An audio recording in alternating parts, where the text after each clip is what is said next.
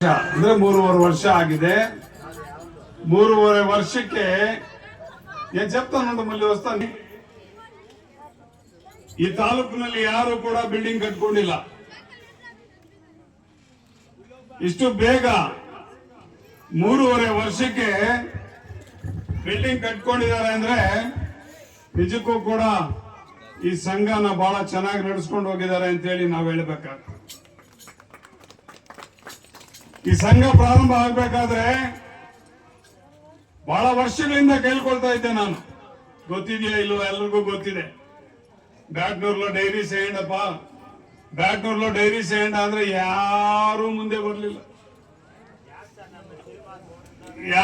ಎಲ್ಲರೂ ಇದಾರೆ, ಇದೇ ಹೇಳ್ತೀನಿ. చెప్తానుండు. నాకే తెలుసు శ్రీనివాస్ గౌడు అన్ని గౌడ్లు ఉండింది తెలుసు నాకేನು. ಇಂಥ ಒಂದು ಪರಿಸ್ಥಿತಿ ಬ್ಯಾಟ್ನೂರಲ್ಲಿ ಇತ್ತು. 2 ವಿಭಾಗಗಳಾಗಿದ್ರು. ಒಂದು ಕಡೆ ಕಾಂಗ್ರೆಸ್, ಒಂದು ಕಡೆ ದಳ. ಆದ್ರೂ ಕೂಡ ಈ ಊರಲ್ಲಿ ಮಾట్లాడరా పోనీ నువ్వన్నా మాట్లాడరా, నువ్వు మాట్లాడరా పోనీ. ಪ್ರಥಮವಾಗಿ ನನ್ನ ಹತ್ರ 2 ವ್ಯಕ್ತಿಗಳು ಬಂದ್ರು. ಒಂದು ದಿವಂಗತ ವೆಂಕಟರಾಮಯ್ಯನವರು, ಆಮೇಲೆ ಈಗ ಏನು ನಿಮ್ಮ ಅಧ್ಯಕ್ಷರಾಗಿದ್ದಾರೆ ಸೀನಪ್ಪನವರು. ಇವರಿಬ್ರು ಕೂಡ ಬಂದ್ರು. ಇಲ್ಲಿ 2 ವಿಭಾಗಗಳಿತ್ತು. ಒಂದು ಕಾಂಗ್ರೆಸ್ ಪಕ್ಷ, ಒಂದು ದಳ. ಆದ್ರೂ ಕೂಡ ದಿವಂಗತ ವೆಂಕಟರಾಮಯ್ಯನವರು ನಮ್ಮ ಪಕ್ಷದಲ್ಲೇ ಇದ್ದವರು, PLD ಬ್ಯಾಂಕ್ ಅಧ್ಯಕ್ಷರಾಗಿದ್ದಂತವ್ರು. ಇವರಿಬ್ರು ಬಂದು ನನಗೆ ಒಂದು ವಿಚಾರ ಹೇಳಿದ್ರು. ನಾಗರಾಜನ, ನೀವು ಇದ್ರು మాట్లాడుకున్నాము. ಈ ಒಂದು ಕಾರ್ಯದರ್ಶಿ ನಮಗೆ ಬಿಡಿ, ಅಧ್ಯಕ್ಷ ಸ್ಥಾನ ಶ್ರೀನಿವಾಸ್ ಅವರು ಬಿಡಿ, ನಮ್ದೇನು ಅಭ್ಯಂತರ ಇಲ್ಲ. ಇಲ್ಲ ಊರಲ್ಲಿ ಏನಾದ್ರು ಮಾತಾಡ್ಕೊಂಡ್ ಬರ್ಬೇಕು ಅನ್ನೋ ನೋಡಿ ನೀವು ಇನ್ನೂನು ಅಂತ ಮತ್ತೆ ಕೇಳಿದ್ರೆ, ಇಲ್ಲ ಇಲ್ಲ ನಾವೆಲ್ಲ ಮಾತಾಡ್ಕೊಂಡು ಬಂದಿದ್ದೀವಿ, ನೀವು ಈ ರೀತಿ ಮಾಡು ಅಂತ. ಆ ರೀತಿ ಮಾಡಿದ್ದಾದ್ಮೇಲೆ ಪ್ರಾರಂಭ ಮಾಡಿದ ಮೇಲೆ ಮತ್ತೆ ಎಲ್ಲ ತೊಂದರೆಗಳು ಬಂತು. ಗುಂಡೆ ಸೆಪ್ತಾ ಉಂಡು. ಮತ್ತೆ ಎಲ್ಲರನ್ನೂ ಕರೆಸಿ ಹೇಳಿದೆ. ಅಂದ್ರೆ ಅವ್ರಿಗೆ ಗೊತ್ತಿರ್ಲಿಲ್ಲ, ವೆಂಕಟರಾಮಯ್ಯನವರು ಮಾತು ಕೊಟ್ಟಿದ್ದು ಅವ್ರಿಗೆ ಗೊತ್ತಿರ್ಲಿಲ್ಲ. ನಾನು ತದನಂತರ ಹೇಳಿದೆ, ನೋಡಪ್ಪ, ಅವರು ಹಿರಿಯರು ತೀರ್ಕೊಂಡಿದ್ದಾರೆ, ಅವ್ರ ಆಸೆನ ನಾವು ಇದು ಮಾಡೋದು ಬೇಡ. ಅವರು ನನ್ನ ಹತ್ರ ಹೇಳಿದ್ದಾರೆ, ಏನು ಅಧ್ಯಕ್ಷರಾಗಿ ಶ್ರೀನಿವಾಸ್ ಅವರು ಇರ್ಲಿ, ಕಾರ್ಯದರ್ಶಿಯಾಗಿ ವೇಣು ಅವರು ಇರ್ಲಿ ಅಂತೇಳಿ ಹೇಳಿದ್ದಾರೆ ಅಂತೇಳಿ ಹೇಳಿದ್ಮೇಲೆ ಎಲ್ಲರೂ ಕೂಡ ಒಪ್ಕೊಂಡು, ಮತ್ತೆ ಅನೇಕ ತೊಂದರೆಗಳು ಬಂದರೂ ಕೂಡ ಈ ಒಂದು ನಾವು ಡೈರಿಯನ್ನ ಪ್ರಾರಂಭ ಮಾಡಿ ಇವತ್ತು ನೋಡಿ ಸಂತೋಷವಾಗಿ ಎಷ್ಟು ಜನ ಸೇರಿದ್ದೀವಿ.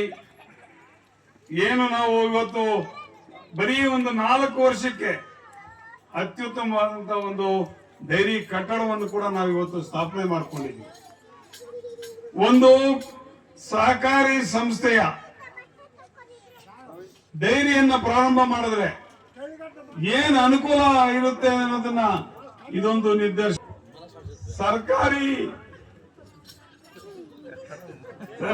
డైరీ చేస్తే జనాలకి ఎంత ఉపయోగం అవుతుంది అనేది చూడండి. అదే ఒక ప్రైవేట్ డైరీ ఉండింటే మీరు ఇట్లా డైరీ కట్టుకునేకైతా ఉన్నా వచ్చే దుడ్లు, వచ్చే లాభము వాడు తింటా ఉండే, వాడు సంపాదించుకుంటా ఉండే, వాడి బిడ్డలు బాగుంటా ఉండే. కానీ ఈ పొద్దు ఈ ఊరందరికీ అనుకూలమయ్యేట్లా ఒక డైరీ ఈ పొద్దు మీద అయింది. మాకి కూడా సంతోషమైంది. ఎలాంటి 3-4 ఏళ్లలోనే మీ అధ్యక్షులు, మీ కార్యదర్శులు, మీ ఆడళిత మండలి, ఊరోళ్ళు ఒక ప్రీతి విశ్వాసంగా ఈ పొద్దు డైరీ కట్టినారు. ఇది చాలా మంచి విచారము అని మీకు. బంధువులారా, ఇప్పుడప్పుడే చూస్తూ ఉన్నాడు, ఆడ చూసినా ఎండిపోయింది, దావు పొడుగుకి చూసుకొని వస్తాం ఎండిపోయింది. అయినా కూడా ఏమో అంతో ఇంతో నీళ్లు వస్తా ఉంటే కొసవో గిసువో వేసుకొని పాలు సొసైటీకి వేస్తే 15 దినాలకు ఒకనాడు బిల్లు వచ్చేట్లా ఒక కార్యక్రమాలు చూస్తూ ఉన్నాం. ఇక్కడ అనేకమైన ఇట్లా ప్రైవేట్ డైరీలు ప్రారంభమైనాయి. యాదో దోడ్ల అనంట, తిరుపతినంట, యాదో తిరుమల అనంట, అంత మూడు నామాలు వేసేదానికి రైతులకి. ఈ డైరీల్ని నడిపే వాళ్ళు ఏమున్నా వాళ్ళు బలిష్టంగా అవుతారు. యారే మన డైరీలు బలిష్టం అయ్యలేదు. ఈ డైరీలు ఏముందో మనమే, మన కోసమే నడిపేట్ల డైరీ ఇది. కానీ అది మాత్రము ఎవడో ఒక ప్రైవేట్ డైరీ వాడు బాగా అయ్యేదానికి నడిపేట్లా ఒక డైరీ అది. ఇప్పుడప్పుడే పాలు రేట్లు తక్కువ అని మన కోలారులో సుమారు 4-5 వేల జనం చేరి ఒక పెద్ద ప్రతిభటన చేసి మాకు రేటు ఇప్పించాలని ఒక అహవాలు అడిచిన్నాం. దాన్ని మన ఎమ్మెల్యే వాళ్ళకు కూడా మేము వాళ్ళని అడుక్కోవడం, దయపెట్టి మీరు ఏమి అసెంబ్లీలో ఈ క్వశ్చన్ వేసి మా రైతులకు ఇంకా 10 రూపాయలు జాస్తి ఇవ్వాలా, బెంబల బెల్లని 5 ఇంకా 7 రూపాయలు చేయాలని మీరు అసెంబ్లీలో కూడా మాట్లాడాలని నేను చెప్తా ఉన్నా. బంధువులారా, ఏమి పాలు రేట్లు చేస్తే చేయకపోతే మన రైతులకి చాలా తొందర అయ్యేట్లా సందర్భం ఉంది. దాన్ని ఇంకా ఇది చేయాలని ఏమి మన సర్కారు ముఖ్యమంత్రులకు కూడా మేము ఒక అర్జీ ఇచ్చిన్నాము. బెంబల బెలే కూడా జాస్తి చేయమని అర్జీ ఇచ్చిన్నాం. బంధువులారా, ఏమి మిమ్మల్ని అంతా మేము అడుక్కున్నది ఒకటే, దయపెట్టి ప్రైవేట్ డైరీకి పోవద్దంట. మన డైరీ ఏముంది, ఇది దేవుని ఇల్లు ఉన్నట్లా. ఈడ యావదే జాతిలే, యావది ఇది లేదు, అందరూ వేసేట్లా ఒక స్థానం ఇది.